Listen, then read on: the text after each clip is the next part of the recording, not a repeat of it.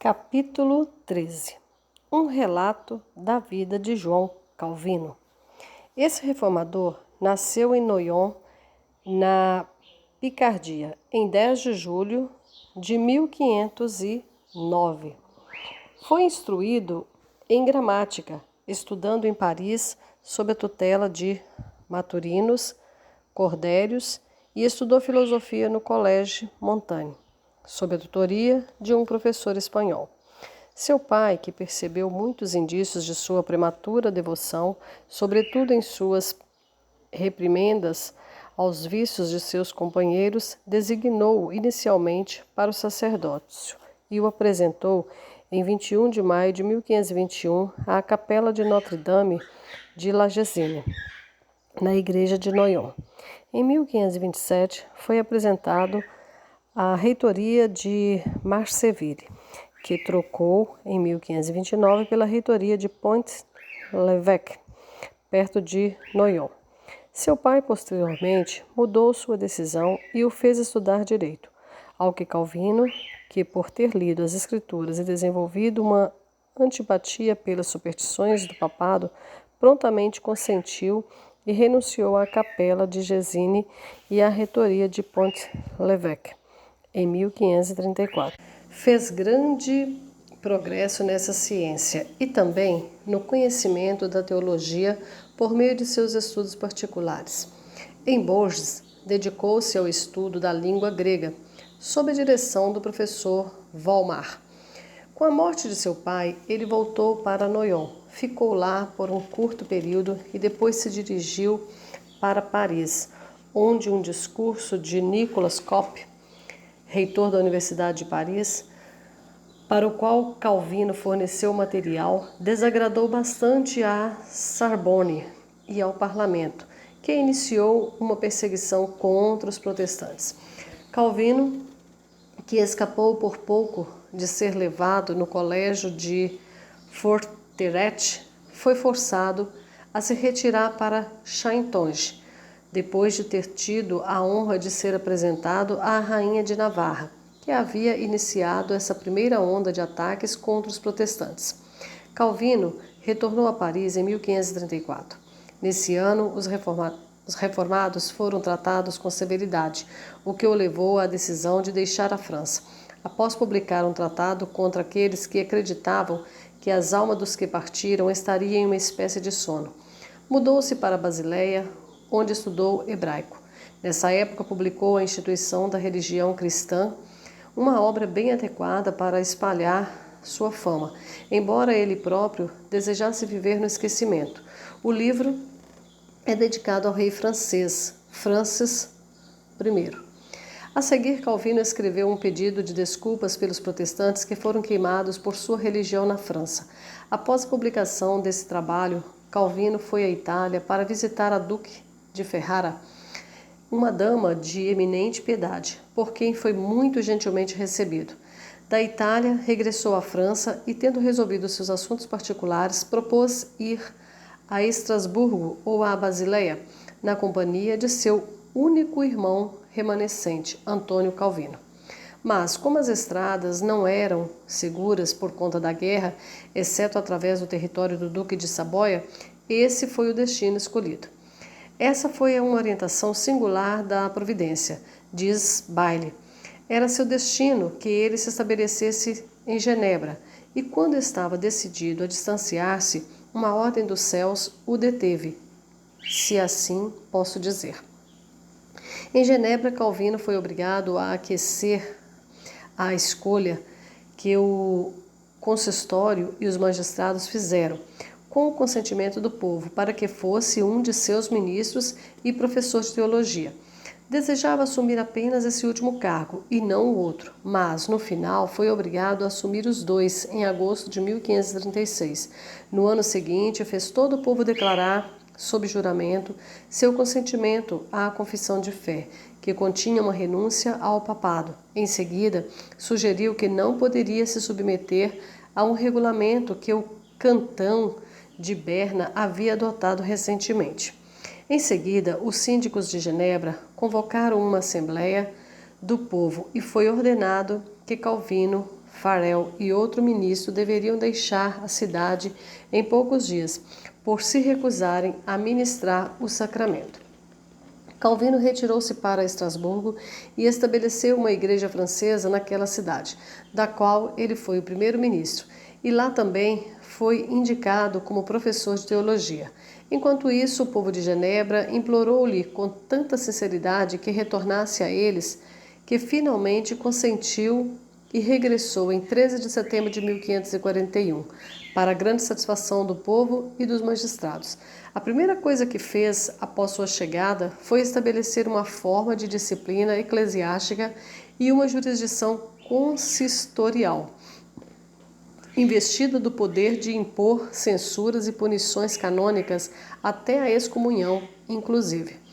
Há muito tempo tem sido deleite tanto de infiéis como de alguns cristãos professos, quando desejam execrar as opiniões de Calvino, referir-se à sua atuação na morte de Miguel Servet. Essa ação é usada em todas as ocasiões por aqueles que são incapazes de desmantelar suas opiniões como um argumento conclusivo contra todo o sistema. Calvino queimou Servet. Calvino queimou Servet. É uma boa prova para uma certa classe de argumentadores de que a doutrina de Trindade não é verdadeira, que a soberania divina é anti-escriturística e o cristianismo é uma fraude. Não desejamos atenuar qualquer ato de Calvino que seja manifestamente equivocado.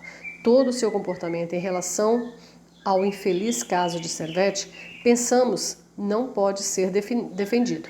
Ainda assim, deve-se lembrar que os verdadeiros princípios da tolerância religiosa eram muito pouco compreendidos nos tempos de Calvino. Todos os outros reformadores, então vivos, aprovaram a conduta de Calvino. Até o gentil e obsequioso Melanchthon se expressou da seguinte maneira em relação a esse caso. Em uma carta dirigida a Bullinger, ele diz: li sua declaração a respeito da blasfêmia de Servet e aprovo sua piedade e julgamento. Estou convencido de que o Conselho de Genebra agiu corretamente ao matar este homem intransigente, que nunca teria cessado suas blasfêmias. Estou surpreso que alguém possa desaprovar esse processo. Diz expressamente que Servet mereceu uma pena capital. Busser não hesitou em declarar que Servet merecia algo pior que a morte. A verdade é que, embora Calvino tenha ajudado na captura e prisão de Servet, não desejava que fosse queimado de modo algum. Desejo que a severidade do castigo seja abrandada. Nós nos esforçamos para comutar o tipo de morte, mas em vão. Desejando atenuar a severidade da punição, diz Farel a Calvino: tu revogas o ofício de um amigo em favor de teu maior inimigo. Que Calvino tenha sido o instigador dos magistrados para que Servet fosse queimado, diz Turricine. Não é afirmado por historiadores em lugar algum, nem consta em nenhuma de suas considerações. Mais que isso, é certo que ele, junto com o colégio de pastores, desaconselhou esse tipo de punição. Tem sido frequentemente afirmado que Calvino possuía tanta influência com os magistrados de Genebra que poderia ter obtido a liberação de Servet, se não estivesse desejoso de sua destruição. Isso, no entanto, não é verdade. Tanto é que o próprio Calvino foi banido de Genebra por esses mesmos magistrados e com frequência se opôs, em vão, às suas medidas arbitrárias. Tão pouco desejoso foi Calvino de lograr a morte de Servet que o advertiu do risco que corria e o fez permanecer várias semanas em Genebra antes de ser preso. Mas sua linguagem, então considerada blasfema, foi a causa de sua prisão. Na prisão, Calvino o visitou e lançou mão de todos os argumentos para convencê-lo a se retratar de suas horríveis blasfêmias, sem menção aos seus próprios sentimentos. Essa foi a extensão da influência de Calvino nesse infeliz caso. No entanto, não se pode negar que, nesse caso, Calvino agiu contrariamente ao benigno espírito do Evangelho. É melhor derramar lágrimas sobre a inconsistência da natureza humana e lamentar as inconsistências que não podem ser justificadas. Ele declarou que agiu com consciência e justificou publicamente seu ato. Foi a opinião de que princípios religiosos errôneos seriam puníveis pelo magistrado civil que causou estragos, seja em Genebra, seja na Transilvânia, seja na Grã-Bretanha, e a ela, em vez de ao trinitarismo ou ao unitarismo, deve ser imputada a culpa. Após a morte de Lutero, Calvino exerceu grande influência sobre os homens daquele período notável. Foi influente na França, Itália, Alemanha, Holanda, Inglaterra e Escócia. 2.150 congregações reformadas foram organizadas, recebendo dele seus pregadores. Calvino, triunfante sobre todos os seus inimigos, sentiu sua morte se aproximando. No entanto, continuou a se esforçar de todas as maneiras com pujante energia. Quando estava prestes a entrar no descanso, redigiu seu testamento dizendo: testifico que vivo e pretendo morrer nesta fé que Deus me deu através do seu Evangelho e que de nada mais dependo para a salvação, senão da livre escolha que é feita de mim por Ele. Com todo o meu coração abraço a sua misericórdia, pela qual todos os meus pecados são cobertos pelo amor de Cristo e por sua morte e sofrimento. De acordo com a medida da graça que me foi concedida, ensinei essa palavra pura, simples, por meio de sermões, de obras e de exposições dessa Escritura. Em todas as minhas batalhas contra os inimigos da verdade, não usei de sofismas, mas lutei a boa luta, justa e diretamente. A data de 27 de maio de 1564 foi o dia de seu livramento e abençoada jornada para casa. Estava com 55 anos. Que um homem que tenha adquirido tão ilustre reputação e autoridade receba um salário de apenas 100 coroas e se recuse a aceitar mais e depois de viver 55 anos com a mais absoluta frugalidade, deixar 300 coroas para seus herdeiros, incluindo o valor de sua biblioteca, que vendera a um elevado preço, é algo tão heróico que é preciso ter perdido todo o sentimento para não admirar. Quando Calvino se despediu de Estrasburgo para retornar a Genebra, queria manter seus privilégios de um cidadão livre daquela cidade e o estipêndio de uma prebenda que lhe fora atribuída. A primeira oferta ele aceitou, mas recusou totalmente a outra. Levou um dos irmãos com ele para Genebra, mas nunca se esforçou para fazê-lo ser aceito em um cargo honorável, como qualquer outro possuidor de seu crédito teria feito. Realmente cuidou da honra da família de seu irmão, libertando-o de uma adúltera e obtendo licença para que se casasse novamente. Contudo, até seus inimigos relatam que o fez aprender o ofício de encadernador que seguiu por toda a sua vida. Calvino como defensor da liberdade civil. O reverendo Dr. Wisner, em seu mais recente discurso em Plymouth, no aniversário de desembarque dos peregrinos, fez a seguinte afirmação: por mais que o nome de Calvino tenha sido ridicularizado e encarado com reprovação por muitos filhos da liberdade, não existe uma afirmação histórica mais possível de completa demonstração do que esta. Nenhum homem viveu em relação a quem o mundo tenha maiores obrigações pela liberdade de que agora desfruta do que João Calvino. Capítulo 14. Um relato das perseguições na Grã-Bretanha e Irlanda, anteriores ao reinado da Rainha Maria I. Gildas, o mais antigo escritor britânico existente, que viveu na época em que os saxões deixaram a ilha da Grã-Bretanha, retratou um exemplo profundamente chocante da barbárie desse povo. Os saxões, ao chegarem, por serem pagãos, como os escoceses e pictos, destruíam as igrejas e assassinavam o clero onde quer que passassem. Todavia, não podiam destruir o cristianismo, pois aqueles que não se submetiam ao jugo saxão foram residir além do Séver. Também não temos os nomes dos sofredores cristãos transmitidos para nós, especialmente os do clero.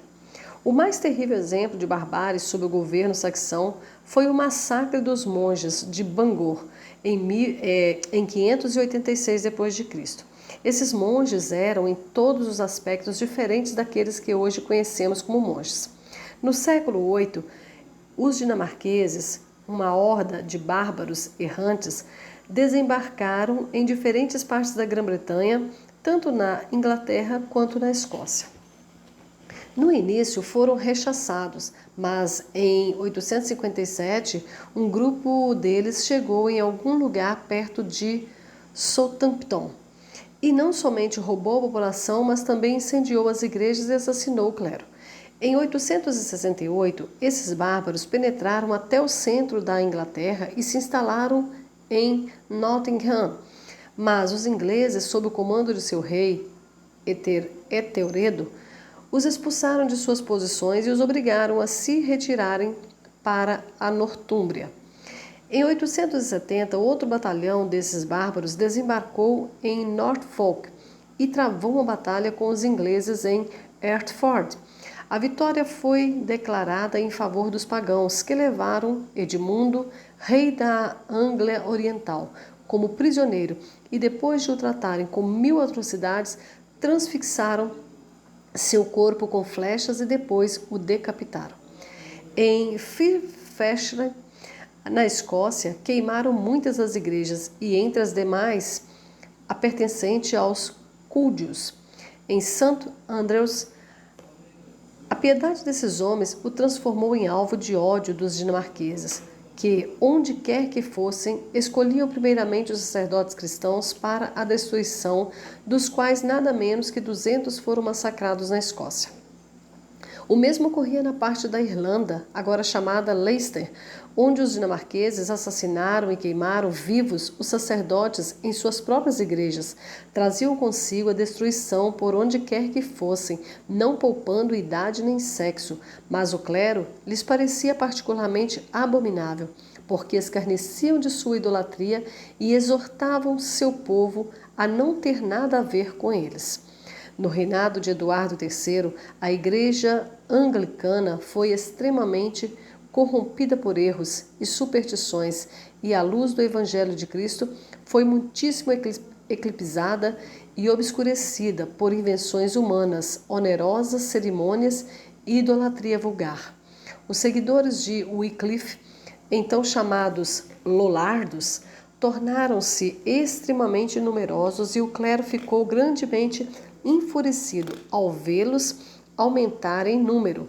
Mesmo que os membros do clero tivessem poder ou influência para atacá-los clandestinamente, não tinham autoridade por lei para matá-los.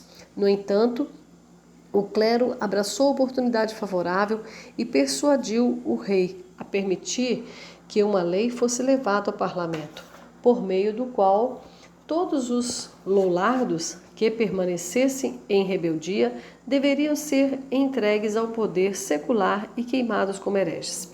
Essa lei foi a primeira na Grã-Bretanha a estabelecer que pessoas fossem queimadas por suas opiniões religiosas. Ela foi aprovada no ano de 1401 e logo depois posta em execução. A primeira pessoa a sofrer em consequência dessa lei cruel foi William Santry.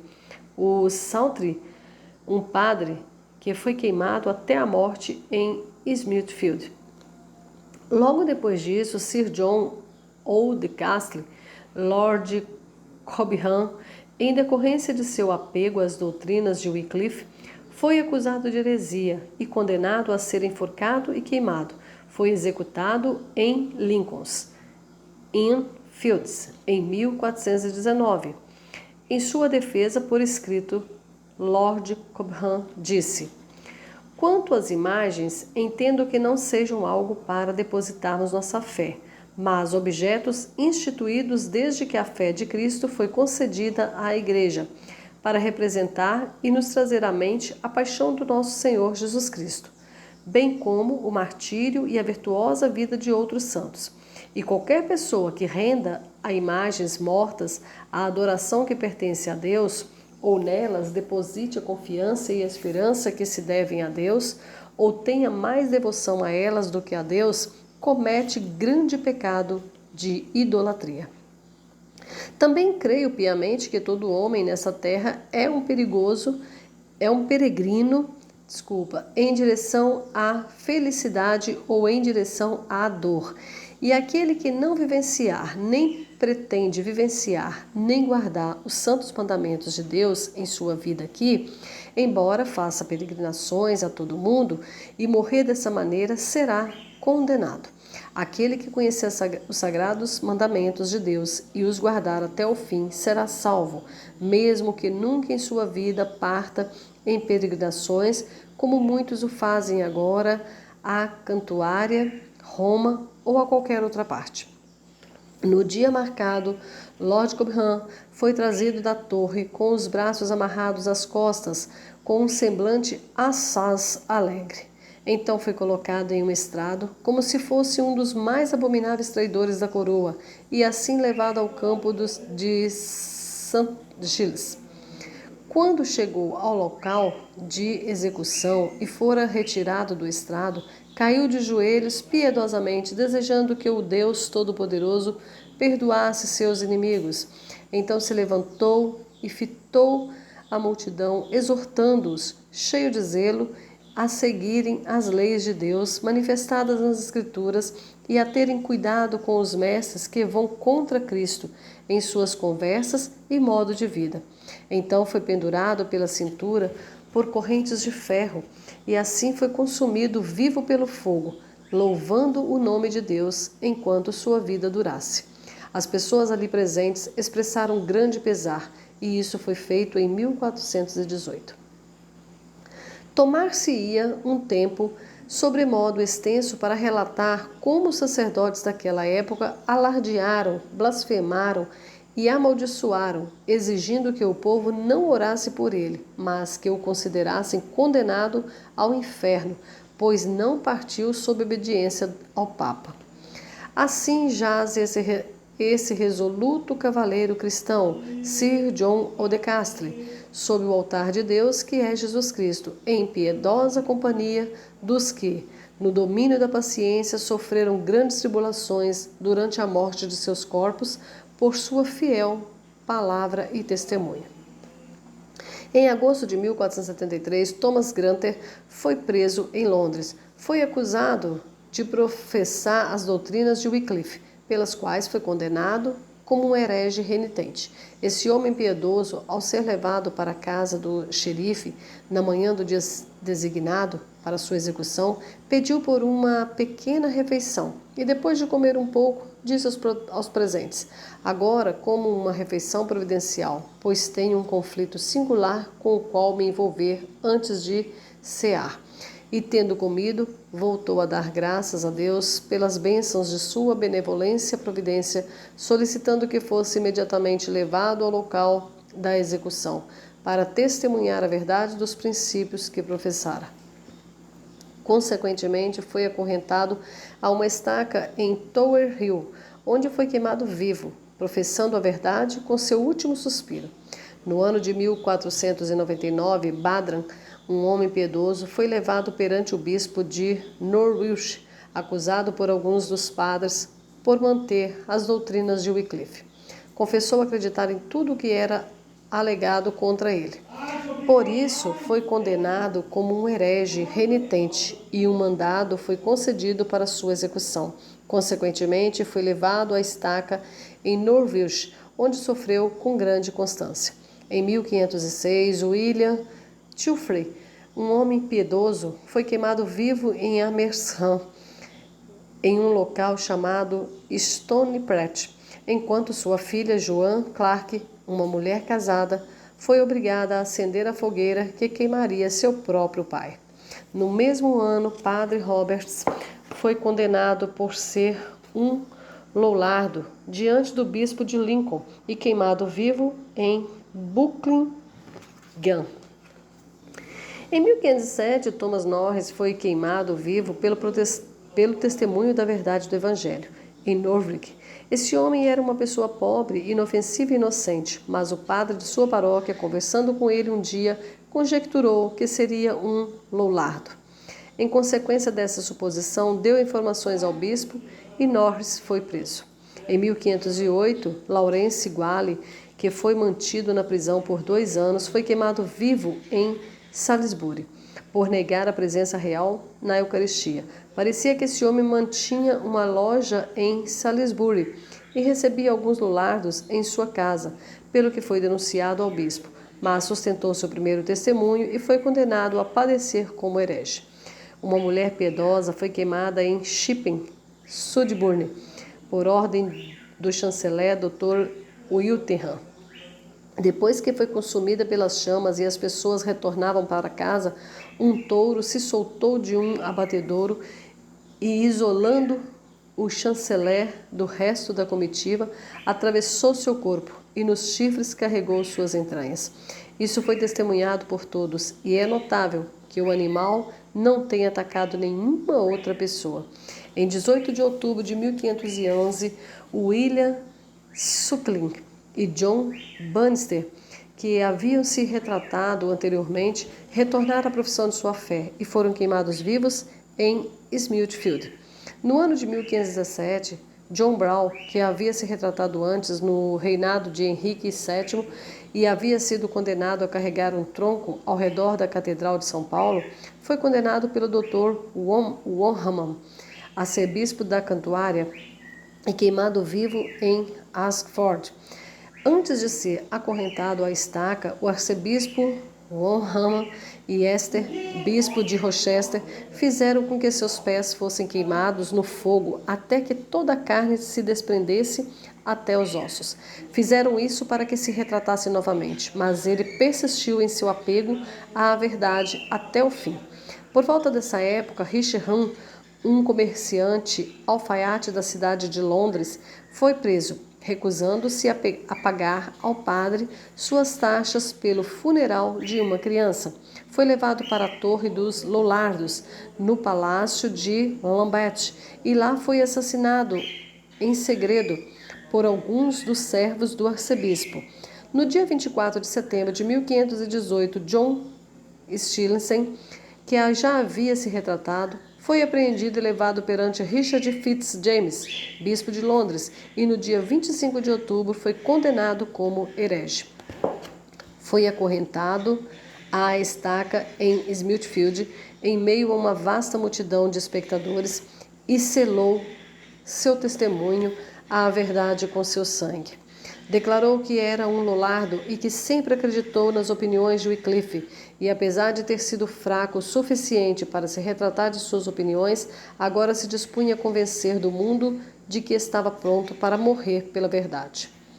No ano de 1519, Thomas Mann foi queimado em Londres, assim como Robert Cecilin, um homem simples e honesto, por falar contra o culto às imagens e às peregrinações. Praticamente ao mesmo tempo, foi executado em Smithfield, Londres, James Brewster, um nativo de Colchester. Seus ideais eram os mesmos que os dos demais Lollardos, ou daqueles que seguiam as doutrinas de Wycliffe. Mas, apesar de sua vida irrepreensível e de sua conduta ordeira, foi submetido à vingança papal. Durante esse ano, Christopher, um sapateiro, foi queimado vivo em Newbury, em Berkshire, por negar os artigos papistas que já mencionamos. Este homem havia adquirido alguns livros em inglês, o que era suficiente para torná-lo execrável ao clero romano. Robert Silks, que havia sido condenado na corte do bispo como herege, escapou da prisão, mas foi preso 2 anos depois e trazido de volta a Coventry, onde foi queimado vivo. Os xerifes sempre apreendiam os bens dos mártires para uso próprio, de modo que suas esposas e filhos eram abandonados à própria sorte.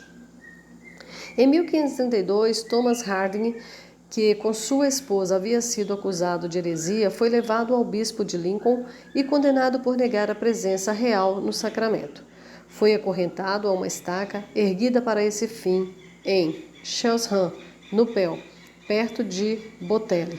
E quando acenderam a lenha, um dos espectadores destroçou seu crânio com uma das toras da fogueira. Os padres disseram ao povo que quem trouxesse lenha para queimar hereges teria indulgência para cometer pecados por 40 dias. Durante o final desse ano, Orhan, arcebispo de Cantuária, prendeu Item, um padre de Maidstone. Depois de ter sido torturado na prisão por muito tempo e interrogado várias vezes pelo arcebispo e por Fisher, bispo de Rochester, foi condenado como herege e queimado vivo diante da porta de sua própria igreja paroquial. Thomas Bilney, professor de Direito Civil em Cambridge, foi levado perante o bispo de Londres e vários outros bispos na sala da Assembleia de Westminster. E sendo várias vezes ameaçado com a estaca e as chamas, foi fraco o suficiente para se retratar, mas se arrependeu severamente depois. Por isso foi levado ao bispo pela segunda vez e condenado à morte. Antes de ir para a estaca, confessou sua concordância com aquelas opiniões que Lutero defendia, e quando o fez, sorriu e disse: Eu tive muitas tempestades neste mundo, mas agora minha embarcação estará em breve aportando no céu. Permaneceu imóvel nas chamas, gritando: Jesus, eu creio. E essas foram as últimas palavras que se ouviram dele. Poucas semanas depois do padecimento de Bilney, Richard Byfield foi atirado na prisão e açoitado por sua adesão às doutrinas de Lutero. Esse senhor Byfield havia sido monge por algum tempo em Barnes, Surrey, mas converteu-se ao ler a versão de Tyndale do Novo Testamento. Os sofrimentos que esse homem padeceu pela verdade foram tão grandes que exigiria um volume para contê-los. Às vezes, esse trancafiado em uma masmorra, onde era quase sufocado pelo cheiro repugnante e horrível de imundície e água estagnada. Outras vezes era amarrado pelos braços até quase todas as articulações serem deslocadas. Foi chicoteado no poste várias vezes, até que quase nenhuma carne restasse nas costas, e tudo isso foi feito para fazê-lo se retratar. Foi levado para a Torre Lollard, no palácio de Lambeth, onde foi acorrentado pelo pescoço à parede e uma vez por dia espancado de maneira mais cruel pelos servos do arcebispo. Por fim, foi condenado, rebaixado e queimado em Smithfield. A próxima pessoa que sofreu foi John Tewkesbury. Era um homem simples e honesto, que não fora culpado de nenhuma outra ofensa contra o que se chamava Igreja-mãe, além de ter lido a tradução de Tyndale do Novo Testamento. A princípio foi fraco o suficiente para abjurar, mas depois se arrependeu e reconheceu a verdade. Por isso ele foi levado ao bispo de Londres, que o condenou como herege renitente. Sofreu muito durante o tempo em que ficou preso, de modo que, quando o levaram à execução, estava quase morto. Foi conduzido à estaca em Smithfield, onde foi queimado, declarando sua total aversão ao papado e professando uma firme crença de que sua causa era justa aos olhos de Deus. A próxima pessoa que sofreu nesse reinado foi James Bingham, um cidadão respeitável de Londres, que se casara com a viúva de um cavalheiro no templo. Quando acorrentado à estaca, ele abraçou as toras e disse: Ó papistas, eis que procurais milagres. Aqui agora podeis ver o milagre, pois nesse fogo não sinto mais dor do que se estivesse na cama, pois é tão doce para mim como um canteiro de rosas. Assim entregou sua alma nas mãos de seu Redentor. Logo após a morte desse mártir, Traxnell, um compatriota inofensivo, foi queimado vivo em Bradford, Wiltshire, porque não reconheceu a presença real no sacramento, nem a supremacia papal sobre a consciência dos homens. No ano de 1533, John Fritz, um mártir conhecido, morreu pela verdade. Quando levado à estaca em Smithfield, abraçou as chamas e exortou um jovem chamado Andrew Waite, que sofria com ele, a confiar sua alma àquele Deus que a havia redimido. Ambos passaram por enorme tormento, pois o vento soprou as chamas para longe deles, de modo que ficaram por mais de 2 horas em agonia antes de expirarem. No ano de 1538, Collins, um louco, foi morto com seu cachorro em Smithfield. As circunstâncias foram as seguintes. Collins estava na igreja quando o padre ergueu a hóstia e Collins, zombando do sacrifício da missa, levantou o cachorro acima da cabeça. Por esse crime, Collins, que deveria ter sido enviado a um hospício ou ter sido chicoteado atrás de uma carroça, foi levado ao bispo de Londres e, embora estivesse realmente louco, ainda assim tal era a força do poder papal, bem como a corrupção na igreja e no Estado, que o pobre louco e seu cachorro foram ambos levados para a estaca em Smithfield, onde foram queimados até as cinzas, em meio a uma vasta multidão de espectadores. Houve outras pessoas que sofreram do mesmo ano, às quais devemos prestar atenção na ordem em que são apresentadas. Coleridge padeceu em Oxford e, apesar de ter a reputação de ser louco, demonstrou grandes sinais de fé quando foi preso à estaca e depois que as chamas foram acesas em torno dele. Na mesma época, Purderby foi morto por dizer em particular a um padre, depois de beber o vinho: ele abençoou os famintos com o cálice vazio.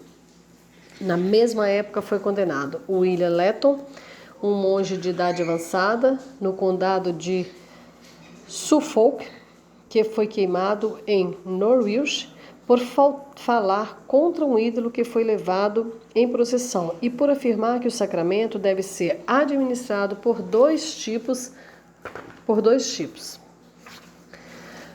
Algum tempo antes da queima desses homens, Nicholas Peck foi executado em Norwich e, quando o fogo foi aceso, ficou tão chamuscado que ficou negro como piche.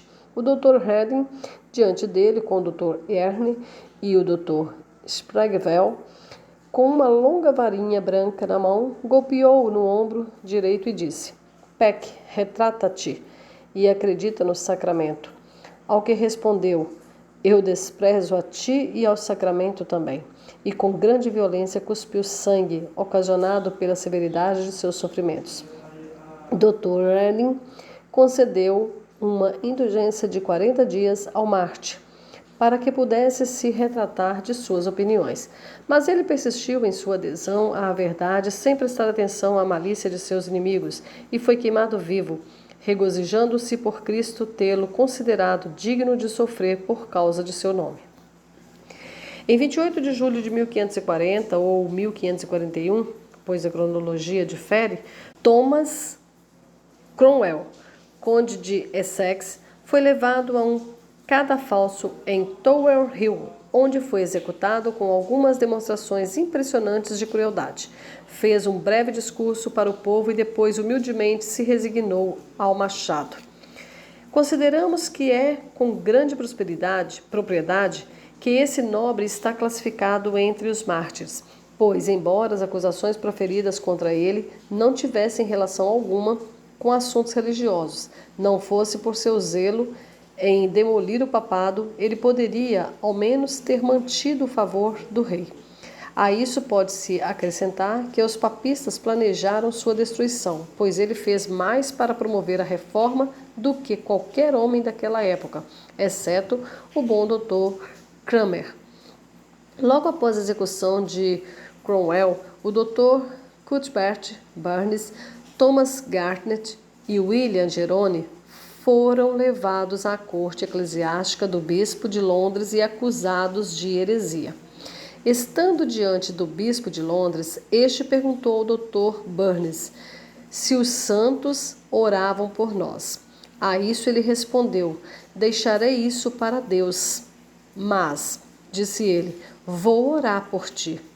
Em 13 de julho de 1541, esses homens foram trazidos à torre para Smithfield, onde foram todos acorrentados a uma estaca e foram mortos, exibindo uma constância que nada menos que uma firme fé em Jesus Cristo poderia inspirar.